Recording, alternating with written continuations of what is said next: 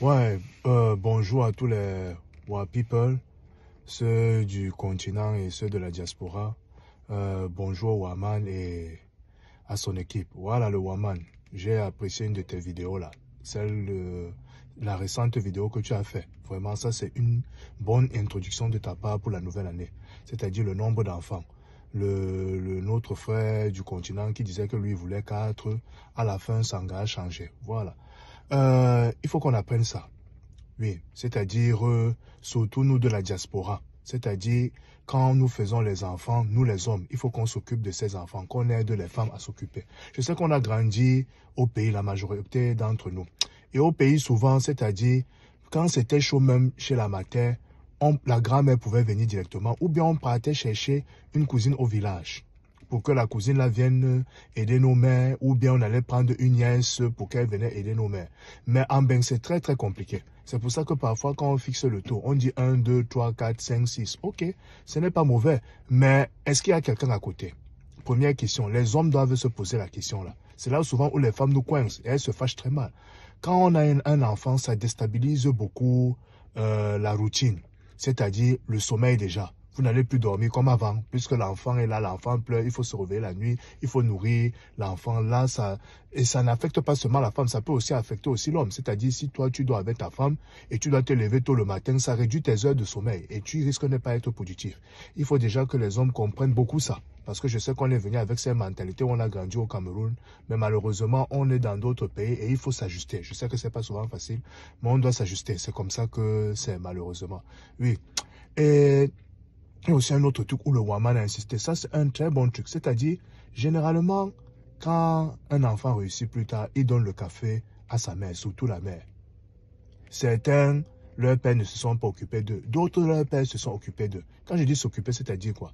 Dans notre culture, généralement, on a les pères qui travaillent beaucoup. C'est-à-dire l'éducation du père, c'est quoi? Le père, lui, il doit nourrir les enfants, il doit payer les factures et il doit les amener à l'école.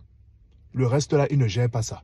C'est ça qui a fait que beaucoup d'enfants se sont sentis proches de la mère. Pourquoi? Parce que la mère, généralement, elle est à la maison. Même si elle travaille, nos mamans, on travaille, mais tu vois, la mère est à la maison, elle aide pour les devoirs. Quand elle sort généralement avec les enfants, elle va se balader, elle va même faire souvent le marché avec les enfants. C'est ça qui crée cette connexion-là entre les enfants et la mère, ce qui n'est pas le cas avec le père. C'est pour ça que parfois, quand on grandit, on devient des adultes, on simplifie le rôle du père, alors que le père a aussi beaucoup travaillé. Se lever tout le matin, aller chercher l'argent, ce n'est pas facile. Payer les factures, les habits, ce n'est pas facile. La scolarité, ce n'est pas facile. Donc nous, les hommes aussi, prêtons attention à ça. Sinon, on va toujours nous mettre derrière. Alors que je sais que beaucoup d'entre nous, nous sommes responsables, on fait tout pour que les hommes sérieux, on fait tout pour que la famille soit stable. Mais ce n'est pas seulement l'argent. Parce qu'on est toujours là, on dit cherchons l'argent, cherchons l'argent. L'argent est bien, mais à la fin, l'argent part. On n'a jamais enterré quelqu'un avec l'argent. Même nos grands milliardaires là qui sont morts, je ne veux pas les citer, mais vous les connaissez. Voilà, on ne les a pas enterrés avec l'argent. Il faut créer ces liens-là avec les enfants, parce que c'est ça qui reste. Je vais vous citer quelques exemples. Par exemple, ici, là, les Serena et Vénus. Elles donnent le chapeau à leur père. Pourquoi? Leur père les a encadrés dans le tennis. Ça, c'est les choses. Elles ne peuvent pas insulter leur père n'importe comment. Pareil aussi pour Beyoncé. Beyoncé, son père était son manager.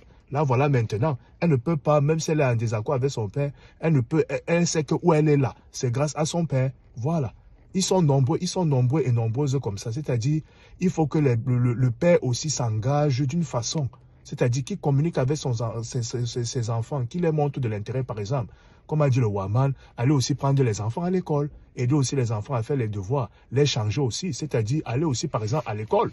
Quand il y a les remises des bulletins, oui, tu vas aussi assister aussi ton enfant. C'est les images qui restent dans la tête de l'enfant. Se lever aussi, sortir avec son enfant. Oui, le père aussi, il peut aussi se lever. Il sort aussi avec ses enfants, il dit que, ok, allons nous balader. Pourquoi pas? C'est les images-là qui calent dans la tête de l'enfant. Ce n'est pas seulement donner l'argent. Parce que l'argent, souvent, quand on est petit, on ne réalise pas ça. C'est-à-dire, on ne mesure pas la grandeur de ça. C'est-à-dire que, ok, si je suis où je suis là, c'est parce que mon père a travaillé très, très dur, il allait chercher l'argent. En fait, on se rapproche beaucoup plus de la personne qui est à côté, la personne qu'on voit. Voilà, donc c'est ça le problème. Nous, les gars, ce n'est pas seulement l'argent. L'argent ne fuit pas, hein. On n'enterre personne avec l'argent, vraiment. Je sais, nous tous, moi-même, je veux l'argent, oui, mais il faut essayer d'entretenir ce contact physique-là et moral. Voilà, c'est pas toujours l'argent. Donc, essayons d'enjoy nos enfants, de participer aux activités de nos enfants. C'est très, très important. Ce n'est pas toujours l'argent. Parce qu'à la fin, les enfants ne seront pas reconnaissants. Il va se créer cette distance-là. Donc, sont très, très, très prudents par rapport à ça. Voilà. Une petite anecdote pour finir. Il y a une famille de Camerounais, là, un de mes complices camerounais. Il est marié. Il a déjà 2 enfants. Voilà. Et sa femme et sa femme enceinte, elle attend un 3e enfant. Le gars cherche à tirer sa mère. Je suis allé là-bas, je vais souvent là-bas de temps en temps, il s'occupe, il me gère bien. Ça, le gars disait que, gars, s'il y a même un joker quelque part, tu me bring mon gars, bring-moi. Il faut que de temps en temps, je noue aussi les coins chauds. Je lui ai dit que mon frère, tu es là, tu as déjà 2 enfants. Voilà ton gars qui est enceinte. Moi, je ne veux pas moi les matas. Non. On est en bain, mon frère, parce que l'anga où elle est ici, là, elle a la pression. Avec les enfants, et les enfants à bas âge, on sait, ça monte, ils sont parfois désobéissants. Il faut gronder, ça touche à tout. Il faut avoir l'œil sur eux, parce qu'ils peuvent eux-mêmes se blesser. Ce n'est pas évident. Je dis que mon frère, reste avec ta femme. Toi, tu es dans une autre catégorie.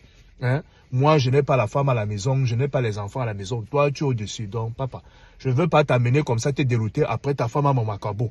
Que c'est quand je suis venu là que j'ai cassé vos histoires. Donc, c'est ça. Ça, c'était ma participation, ouais, par rapport à la belle vidéo du Waman qu'il a fait, c'est-à-dire sur le nombre d'enfants. Ça, c'est les choses. Il ne faut pas seulement faire l'enfant et laisser que la mère s'occupe des enfants à la maison. Non, tu fais l'enfant, toi aussi, tu gères aussi les enfants aussi à la maison. Donc, c'était tout.